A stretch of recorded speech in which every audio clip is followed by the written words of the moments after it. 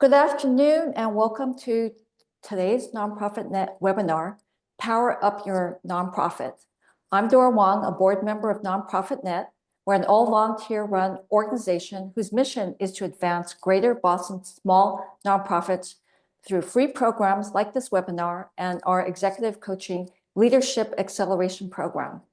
If you benefit from the program today, there are 3 ways that you can help us. First, we'd appreciate having your comments on today's program because it helps us plan future programs and it's important feedback for our speakers. Second, help keep our webinars free of charge. We depend on your financial support. If you're able to, support us with a suggested donation of $10 to $20 or more. We'll be sending you links to our donation page throughout our Zoom chat. Third, help us spread the word about Nonprofit Net through your network. Forward our emails, like and share our posts on LinkedIn, Facebook, and Instagram. Thank you. We're fortunate to have a robust nonprofit community here in the Boston area. I'm delighted to welcome 4 nonprofit leaders who will present an overview of their respective organizations' programs. In the time that we have, they probably won't be able to get to all of your questions. We will provide you with their contact information so that you can follow up with them. And with that introduction, I'm happy to introduce Kathy Le of Community Action Partners of the Harvard Business School Alumni Association. Hi, everyone. Good afternoon. I almost said good morning because I always forget that time passes during the day. My name is Kathy Lay, and I'm Executive Director of Community Action Partners. I'm going to share my screen now, and that means that I won't be able to see most of you. So do speak up if you have any questions. I know we don't have a lot of time, so I am going to go through the slides very quickly. And you all will receive these slides, so don't worry if you don't get all the information. And I'm also reachable for follow-up questions during the session and afterwards. You can throw questions in the chat as necessary. But I don't know how many of you have heard of Community Action Partners. We have been around actually for over, see, now I'm going to try to make it work, for more than 30 years, going on our 32nd year now. And over that time, we have worked with 400 projects and 1,200 Harvard Business School and Harvard Kennedy School alumni. I am the only staff member of CAP, and the rest of the work that CAP does relies heavily upon our volunteers, our alumni volunteers. Each year, you might be curious to know that we work with 140 alumni volunteers and about 35 to 40 nonprofit organizations. And our estimated pro bono consulting services are valued at nearly $3.4 million annually. So we do a fair amount of work. Our mission and vision, I think, is probably shared commonly across some of the organizations here today. We really want to support a thriving mission-driven sector. And we really think about how we work with organizations to strengthen their ability to address community's greatest challenges. We know that we are a little bit removed from doing the work ourselves on the front line, but we do think about how best to help our clients do what they do as best they can. And we work primarily with organizations in Eastern Massachusetts. And by that, I mean organizations whose programs benefit Eastern Massachusetts. They do not need to be headquartered here, and they are allowed to reach other parts of the country and region, but they must in some way benefit the communities here. Our values, I won't read through all of these. What all of this really means to us is that we care a lot about how we do this work, not just the work what the outcomes are for the client, but the process of how we get there with them. This is something that, we spent a lot of time thinking about, and it basically, for me, boils down to leading with questions. Really coming in and trying to understand where an organization is at, not coming in with solutions right away, but coming in with questions and then really building the relationships based on a few of these different values, but mostly based on some data and rigor analysis behind it so that we can help nonprofit leaders really understand where they're at, not just tell them where they're at. CAP programs. Now, this might be the interesting point of today's conversation for many of the nonprofit leaders here. We have two programs that we offer, and they are both entirely pro bono. In fact, everything we do is pro bono. Our bread and butter is our CAP consulting projects. Annually, we run between 12 and 14 of these projects with 12 to 14 different clients. These projects range in 6 to 8 months in terms of duration and begin in October of each year. I will show you the whole timeline of the application process on a later slide, so you can see when we start, but we start accepting applications mid-April with a goal of launching projects in October. So it is a bit of a time frame. Project teams consist of 5 to 8 alumni volunteers led by a CAP board member. Our CAP board members are also alumni of HBS and HKS, and they have had experience leading teams and also being on teams. Examples of consulting projects tend to include strategic planning, business planning, marketing strategy, governance, organizational development. Pretty much the only thing we don't do is straight fundraising. We don't do fundraising plans or strategies, mostly because we're just not good at it, and it's not our skill. It's not necessarily the skill set that we can offer.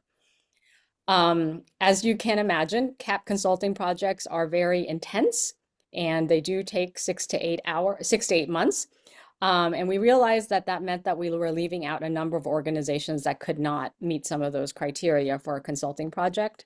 And we launched about 8 years ago, CAP Brainstorms. These are single 3-hour facilitated sessions with a team of volunteers. So if you think of CAP consulting as intense and long, 8-month projects, Brainstorm consultings are only 3 hours long, and you can pretty much fit them in at any time. We do not have a set cycle for them annually. We accept brainstorms on a rolling basis. And in fact, there's not even an application. We really make the threshold super, super low to engage with nonprofits without making them jump through the hoops of putting together an application and all of that. I'll walk you through brainstorms and what that application or engagement process will look like. CAP consulting criteria, as I mentioned before, it must focus on an issue that we can actually help you with. You know, as much as Harvard graduates like to think that we know everything, we don't, and we can't do everything. And so it is really important for us to make sure that what a client is asking of us, we are capable of doing. And we need to make sure that the goals of the project are well defined. It is not helpful for any of us to work towards a fuzzy undefined goal, and we don't know if we get there. I already mentioned that CAP projects do not focus on fundraising. We do realize that we do touch on a number of issues that come right up to that fundraising line, such as communication and marketing strategy. In terms of the size of the organization, I get this question a lot, and often it's like, what budget size will you use as a minimum threshold? And we don't use a budget size. We use people. And we think about the size of the number of people that a CAP team needs to be able to work effectively with, and that's a minimum of 5 full-time equivalents and an engaged board. Our teams are not small; they're not just 2 people, and they can overwhelm a small organization. So we are very, very aware of that and try to keep that in mind. And for a project to be successful, it must have the sponsorship and support of the leadership of the organization, both through the executive director and the board of directors. Here's a nice pretty chart with all of our current consulting clients for this cycle. And as you can see, it's very, very wide ranging. We do not focus on any single issue. We do not focus on an organization of a certain size. We have worked with organizations with $300,000 budgets all the way up to about 50 million or so. So we have a very, very large sweet spot. This is the consulting timeline that I had previously mentioned, and it'll be in the slide deck that you receive, so you don't have to commit this to memory. But I will point out that April 15th is coming up, and that is when the application will be open, and it is always due in early June. So that's roughly the application timeframe for nonprofit applicants.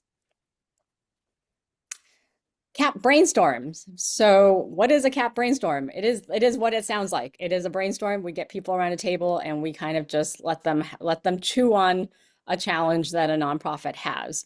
The CAP volunteers will comprise half of the participants in the brainstorm, and then the nonprofit client will also bring a team to the table as well to participate. And it depends.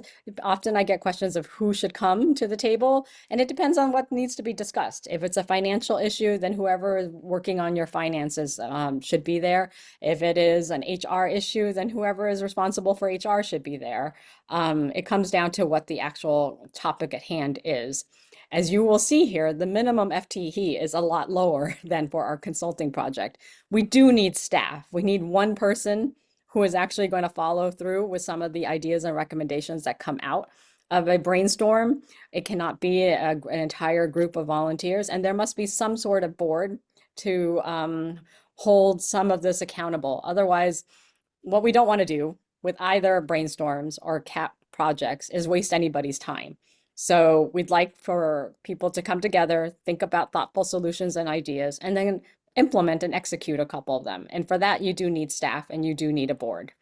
And some of these other criteria are also very similar to the consulting projects.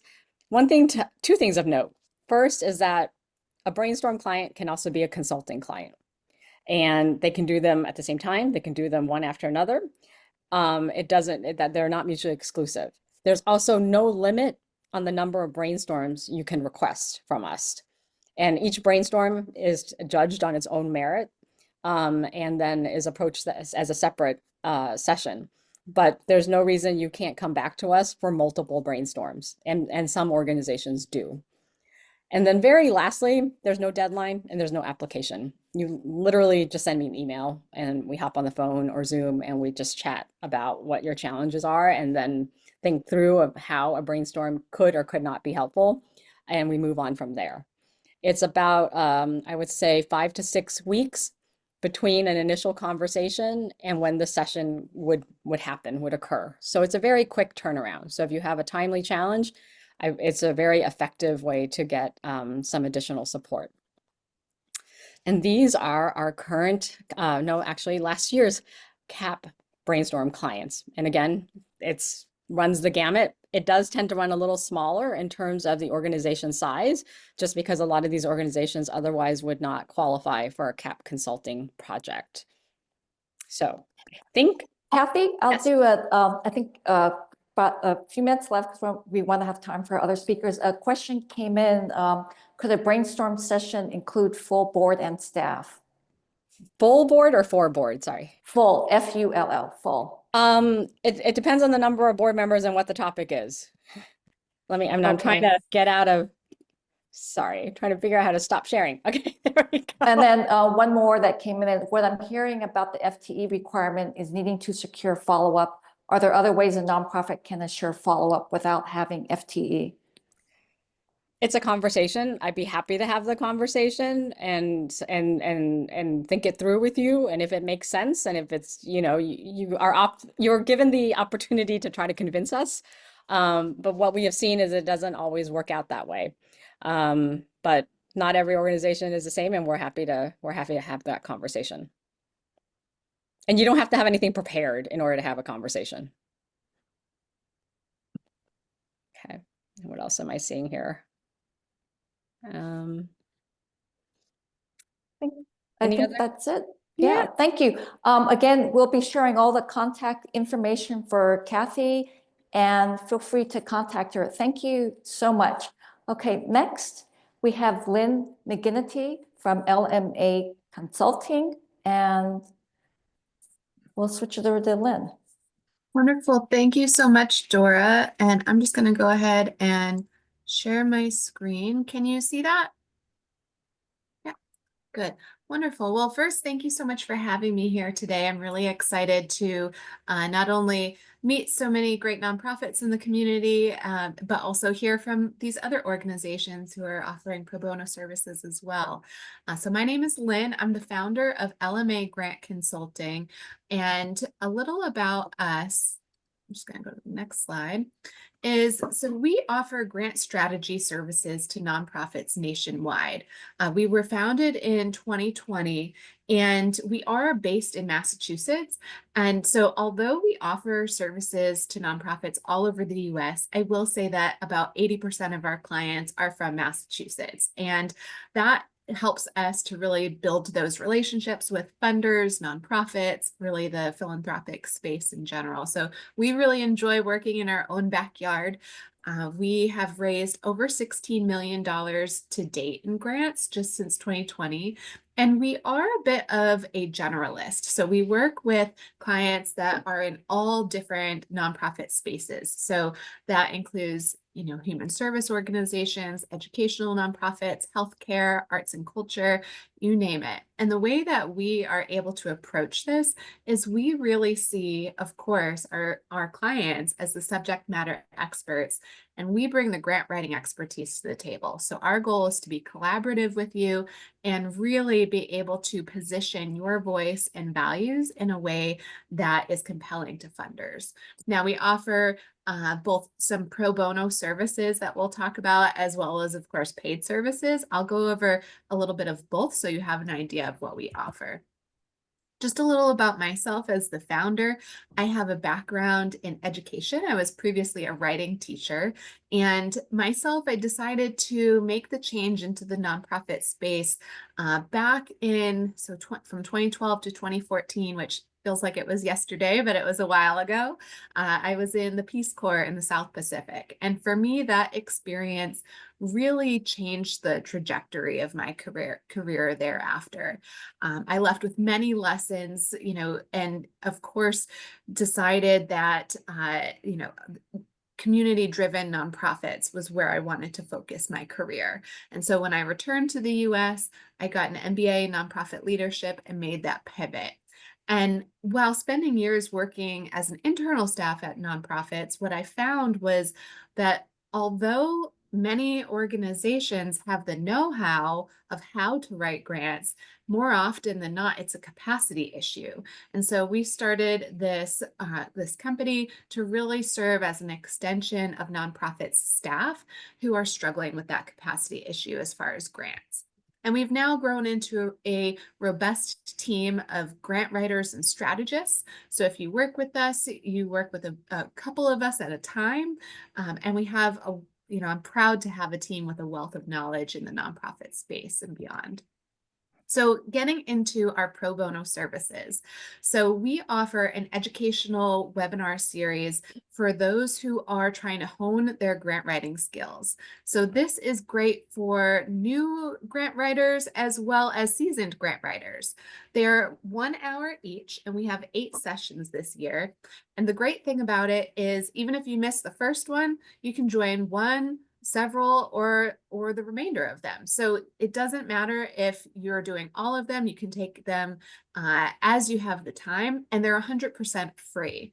We get attendees on these webinars from all over the country, working in a variety of spaces, and folks who are at all different levels of organizations. So from founders and CEOs to coordinators, new grant writers, and so on. To give you an idea about the topics that we're covering, we look at the full grant cycle and we cover all the topics from start to finish. So we start with, is your nonprofit ready for grants? And we focus on, how do you determine what are the thresholds that funders are looking for you to be successful with grants? And then if not, what are some other fundraising opportunities that you could explore to have a diverse revenue stream?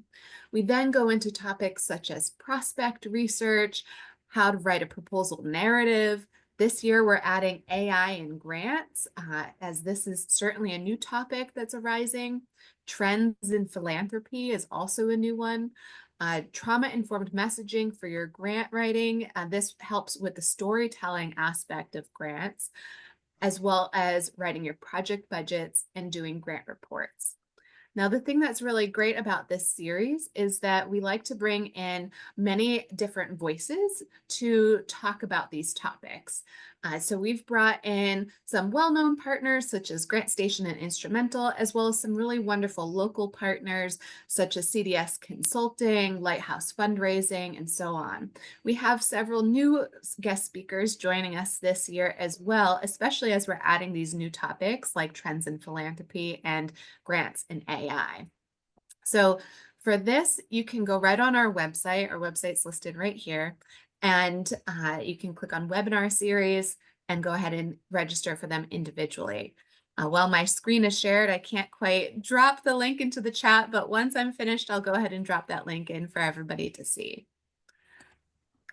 Another service that we offer, or another offering that we provide completely free, is this referral directory. So as a consulting firm, we work alongside many other consultants in the nonprofit space. And something that I have found is consultants in the nonprofit network, we're very collaborative. It's much more like partnerships rather than competition. And I really appreciate that. And I'm constantly working with clients who are also asking for connections or referrals to folks that do other things in the nonprofit space, such as board strategy, individual giving support, event management, and so on. And so this part of our website, we have a free referral directory that has 70 experts all serving nonprofits. It includes coaches, consultants, as well as larger businesses. And you can find their service details, website, contact info, and everything about these individuals. So I definitely recommend checking that out to find a few more folks who serve nonprofits specifically. And just to touch a little bit on what our paid services are. So if you decide you'd like to work with us on a paid engagement, we do provide services in 3 different ways. The first is through long-term grant strategy support, and we do that through a grant writing retainer for 8 months at a time. We also offer grant action plans where we are working with you to put everything together so that you have a strategy developed, and now you just have, and then we provide the training so that you can put that strategy into place.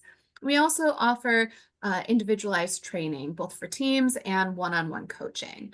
So just to share a little about what that looks like, say if you wanted to work with us on an 8-month retainer, we start that partnership with strategy development. So we work with you to develop the core language that funders will be asking for and creating this boilerplate grant template. We find that although every grant is different, there are these common areas that funders are typically looking for. And so we create this template as a starting place, a foundation for your language.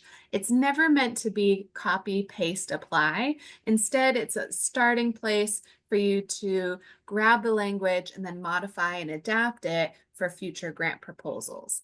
We then do in-depth prospect research with a variety of grant databases and create a strategic grant calendar that aligns with your goals and capacity. Throughout this time, we're providing coaching calls and working with you to build relationships with these funders and talk about how should we steward these funders to ensure long-term relationships. And then in the in the remainder of the contract, this is when we're executing on these grant proposals. So we would bring these to you and say, these are the grants this month that we think are really well aligned. This is why. Let's talk about whether or not we agree and we're on the same page. And if so, then we'll move forward on that grant application. At the end of the contract, that's when we review and decide, do we want to continue working together? Do you want to change how the contract looks or how many grants per month you're doing? And then we go from there.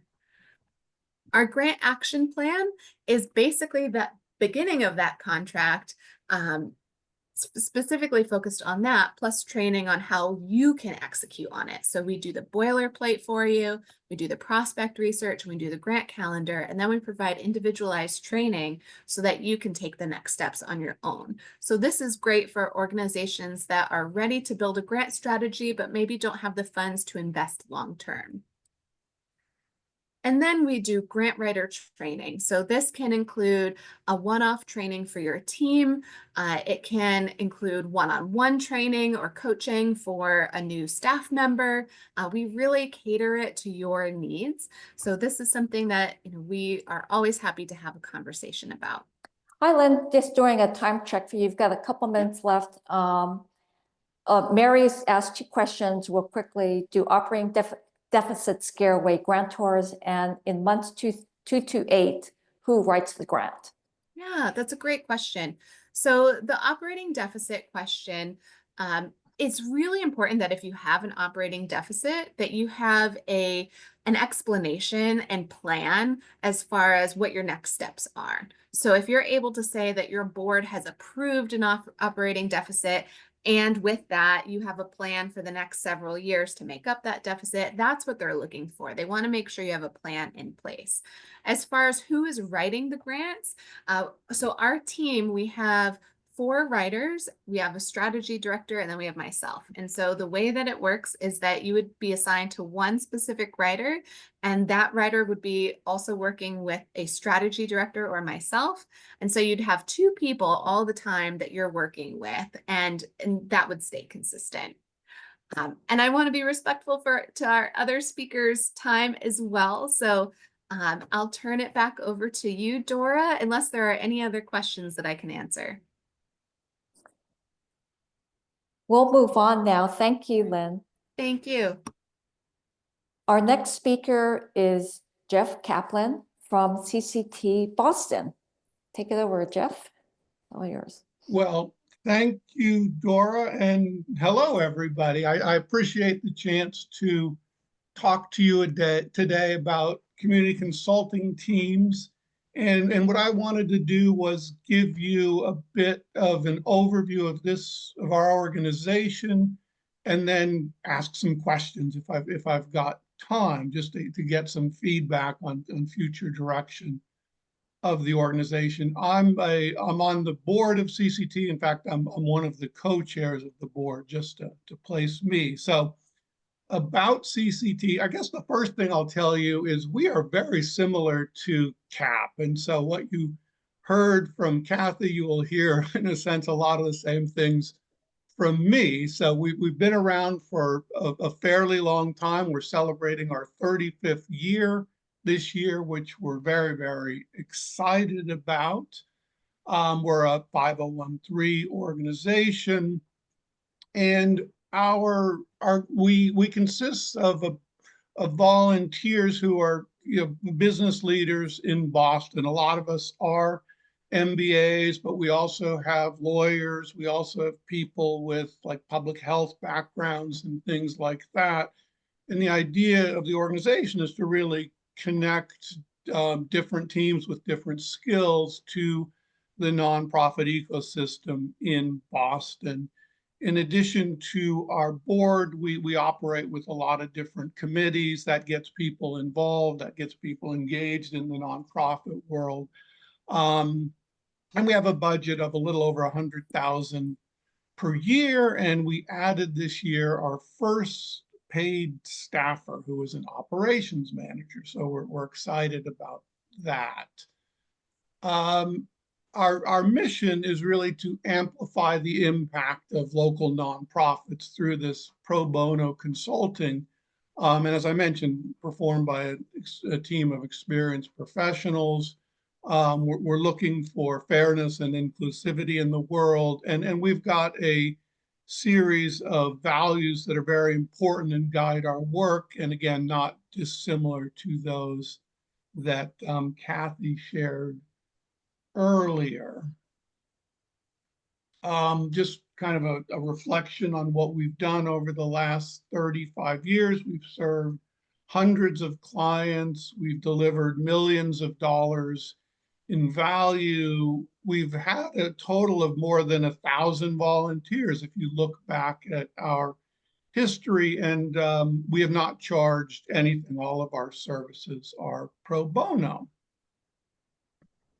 We right now operate on a pretty consistent timeline, a pretty strict timeline. We spend the summer recruiting clients. We use GuideStar. We have newsletters. We have a whole series of mechanisms that we use for outreach. We go through that in the summer, and then as we get applications, we really try to make sure we have defined the business question we're being asked very carefully, because we find a well-defined scope really makes for a good project. That's the first really important milestone in our work. So we do that. We also have a process that this year we had over 200 volunteers, applicants, and we work hard to match our applicants' backgrounds to and interests to the projects that we offer. So we really look to be smart about setting up teams that are really well equipped to help clients and deal with their issues. Then toward the end of the year, we kick off our projects. We do a lot of data work as well, like Kathy said. It's very important for any kind of business problem or any kind of problem you're trying to solve to understand it at the data level and really dig in and figure out what opportunities there are.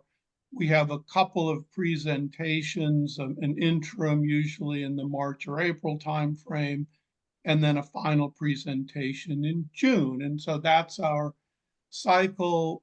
This year, you can see we've got, we're serving a wide series of verticals within the nonprofit world. And you can see some of the clients we've got, some of whom are on the call today. I would note some of our clients are on the call today. So thank you. And this is a pretty typical distribution of the clients we've got.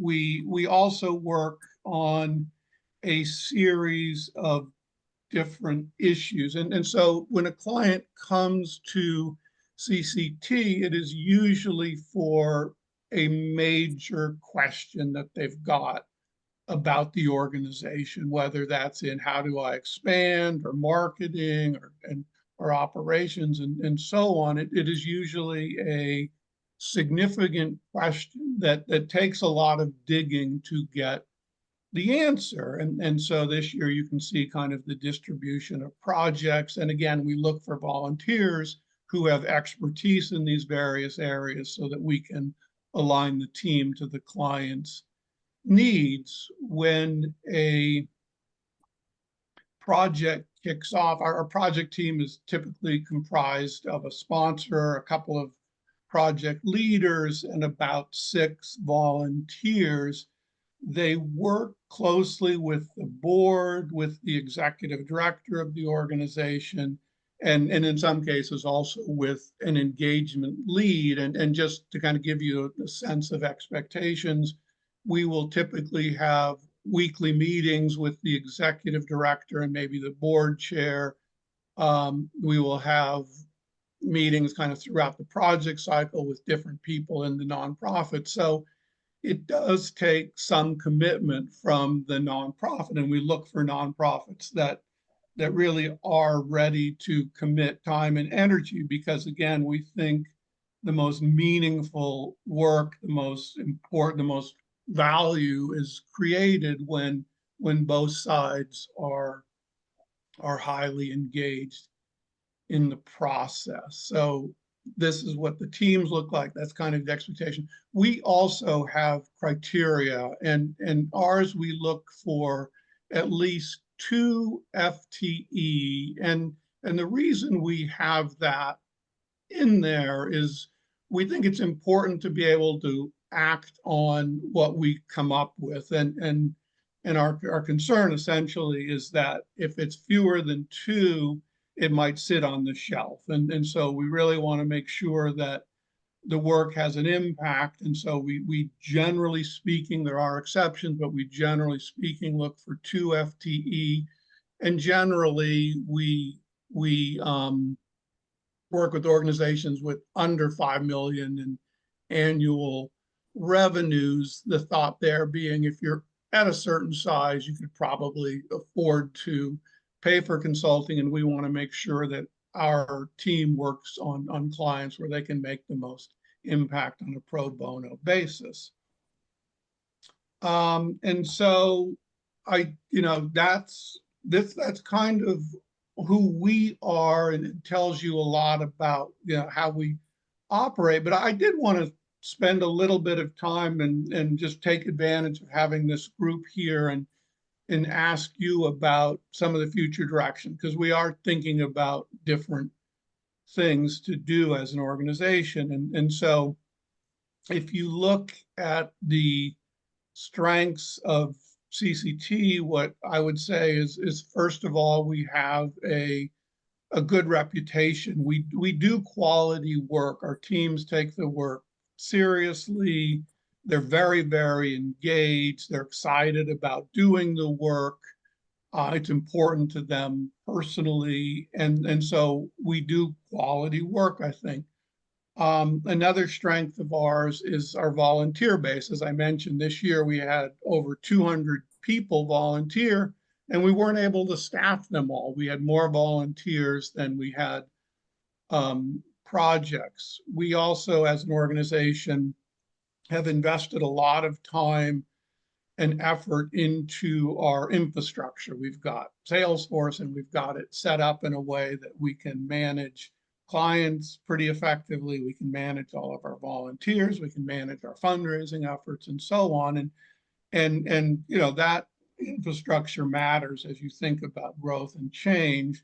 And we've also got very well established and documented processes and procedures. And so we right now are thinking about, and I wanted to kind of ask a little bit about how we could grow as an organization. Right now, we've got our deliverable. We do it annually. And again, it's worked well for us. But the truth is the world obviously is changing, and to last another 35 years, we're going to have to adapt. And so we're thinking about a couple of things. One is just expanded set of project types and timelines. So right now we're on this cycle. We may want to offer something akin to the brainstorming, or maybe somewhere in between where it's a 1-month project with shorter teams. We're thinking about more packaged solutions so that you come to us for a SWOT. Right now, we develop our solutions individually and based very much on your specific needs. But we're thinking if we had a menu, theory of change, board governance, and so on, it might be easier for nonprofits to say, aha, this is what I need. Raising our visibility, expanding geographically, or just staying the same. And so I'm not quite sure it's going to work exactly in this format, in this forum, but I did want to spend at least a couple of minutes hearing from different people in the nonprofit space about what you're looking for and what would really help you from a pro bono consulting team made up of business experts in Boston. If there's anybody, we've got a couple of minutes. If there's someone who wants to raise their hand and give Jeff some feedback, feel free to do so. Otherwise, Jeff, you're going to be getting a list of the attendees, so that might be a great way to follow up. Okay. We don't hear from. Can you hear me? Yes. I'm sorry, I couldn't figure out how to raise my hand, so I'm shouting out loud. I'm with an arts-oriented nonprofit based in Lexington, and we are thinking about ways to grow and expand. But anytime we think about that, it raises legal questions about excess benefit and other things. Do you provide legal services which are not so project oriented, but like, hey, we've got 12 questions and we would like to explain our organization and get some guidance? We don't right now provide legal representation. I think that comes with all sorts of implications. So no, we work really we certainly work on operational issues like how do you grow, what's the right staffing, what are you trying to achieve with your growth. But if your specific question is around what do I need to do legally to add personnel, that's really outside of our scope of services. Okay, thank you. Okay, thank you, Jeff.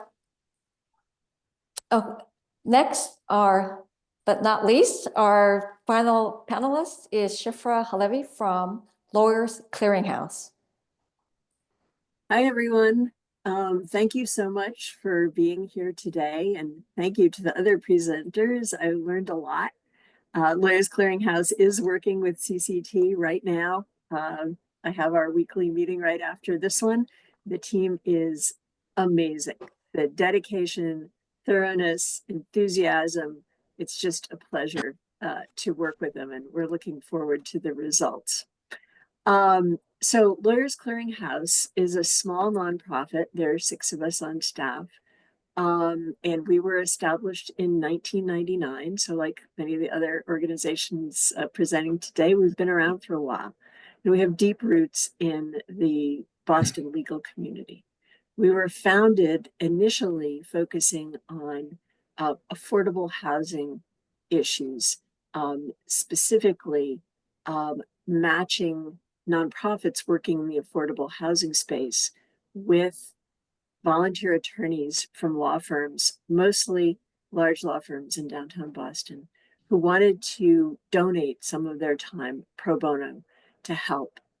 And since then, in the decades since then, our scope of service has expanded, and we work with all kinds of nonprofits. Following that same model, we do serve as a clearinghouse.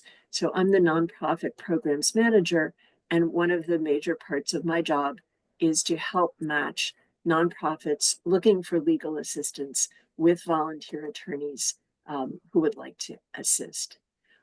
This is not general counsel. So very often a nonprofit will come to us and say, well, we need a lawyer to be available to the board or to me, the executive director, as issues come up. And that's not the type of thing that the volunteers are volunteering for. They'll work on a particular matter or question. They tend to be transactional attorneys. So they are really great at contract review or drafting, policy, governance policy, review and drafting, review bylaws, amend articles, draft new policies that your organization may not already have. Hopefully you all have conflict of interest policy, but if you don't, we can get your assistance to help draft one. And there's actually a workshop coming up on March 18th on nonprofit conflicts of interest.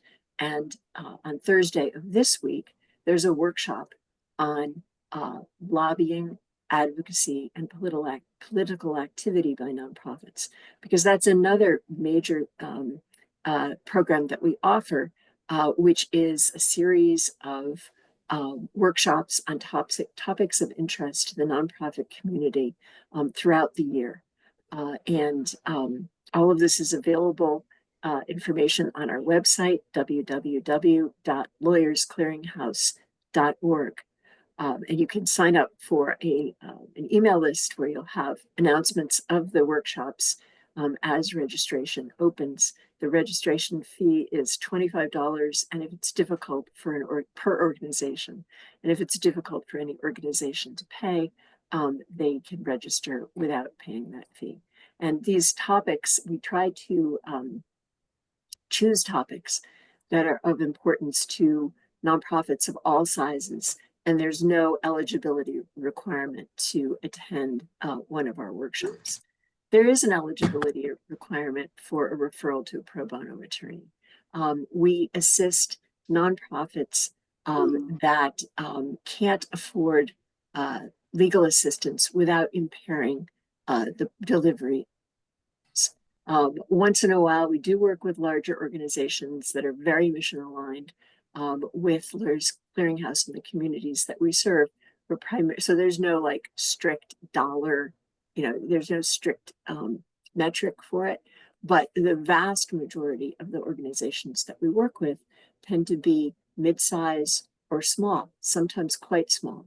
And I refer to that as hyper-local community service, hyper-local nonprofit work. These are the small nonprofits that know their communities deeply and well, and are working in their communities and very focused on program delivery to meet the needs of their communities. The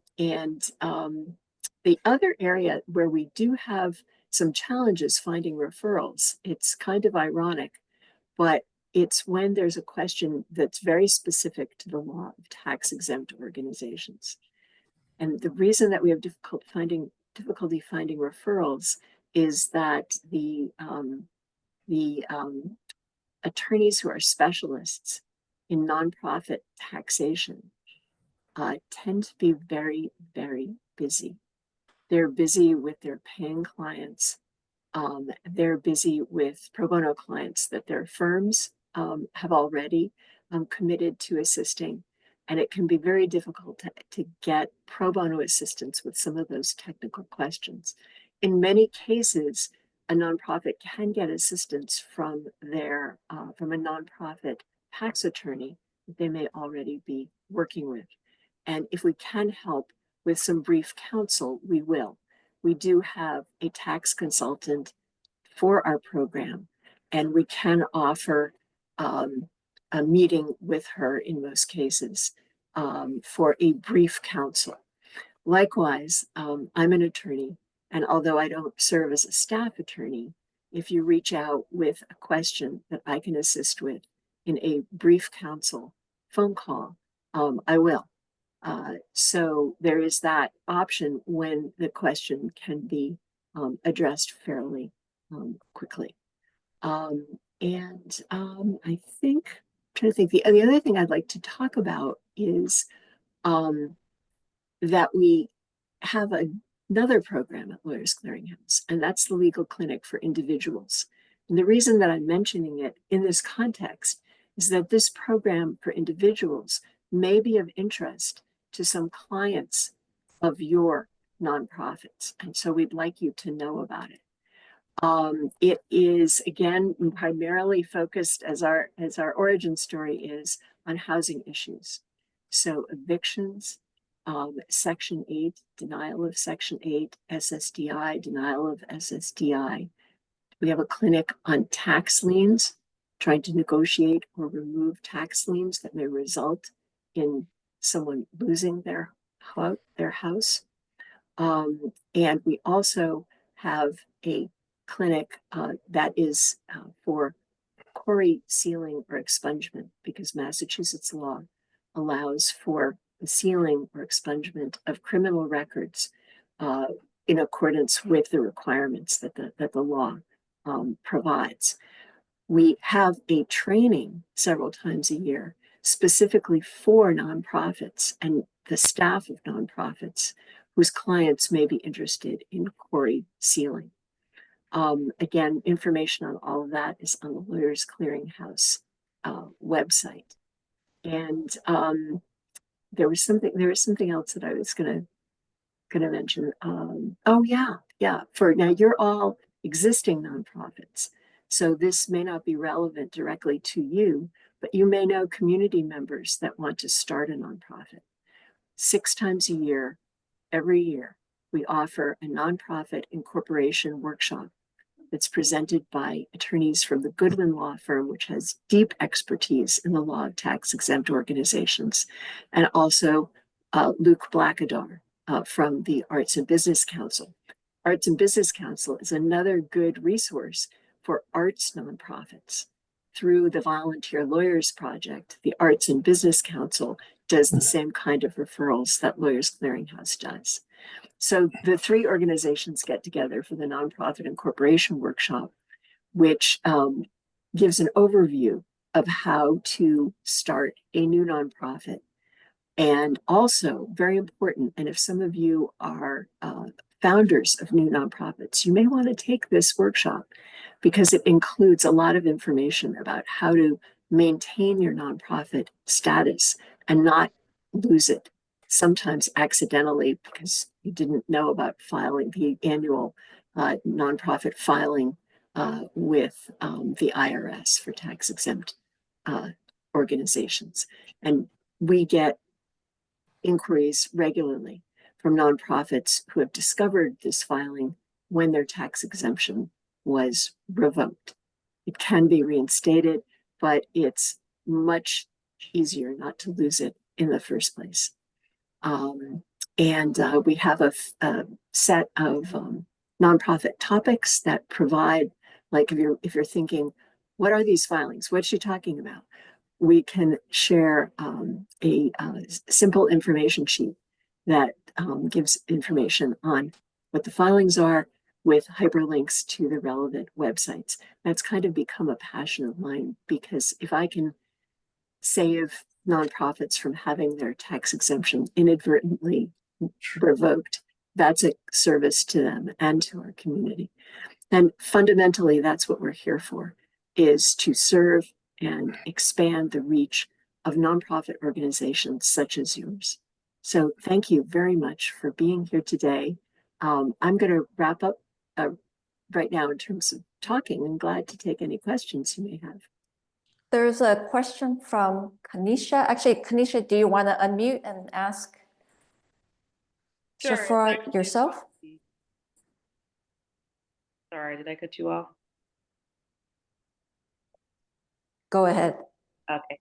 Hi, my name is Kanisha. I'm the nonprofit founder of Melanin Medicine. I was actually asking a question about the training you were just speaking about, if there was a way to learn about when it'll next be happening.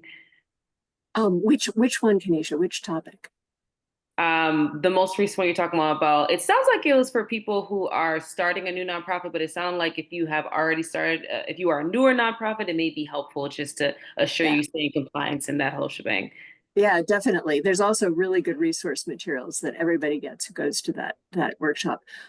We just had one last week. The next one, I believe, is in May. If you go to lawyersclearinghouse.org, and I just dropped that in the chat, that's our website. And if you click on the nonprofit programs, you'll see a calendar. I don't know whether that link, well, there's a link to sign up for our email list to get announcements when the registration opens. I'm also going to write down your name, and I have your email address that Dora has graciously shared. And so I'll make sure that you have the link to register for that list and get that information. Awesome. Thank you, Shifra. Shout out to Lawyers Clearinghouse. Shout out. Thank you. Thank you. So thanks so much to our panel for sharing your organization's work and your dedication to the nonprofit community of Greater Boston and Eastern Massachusetts. Before you leave, a few quick reminders. We look forward for your feedback and also appreciate if you're able to support the programming that we do with a $10 to $20 or more donation. If you have more questions, feel free to stay on a bit. I think some of our speakers may be available. Otherwise, do contact the speakers. You'll get a follow-up email and any slides that were used. And just want to thank you again for your time. Be sure to watch our website and social media for program updates. Thank you. Thank you. Thank you for hosting, Dora. This is great. Yes, absolutely. Thank you for Thanks, coming. I really everybody. appreciate it. If anybody wants to stay on, we have a few more minutes. Okay.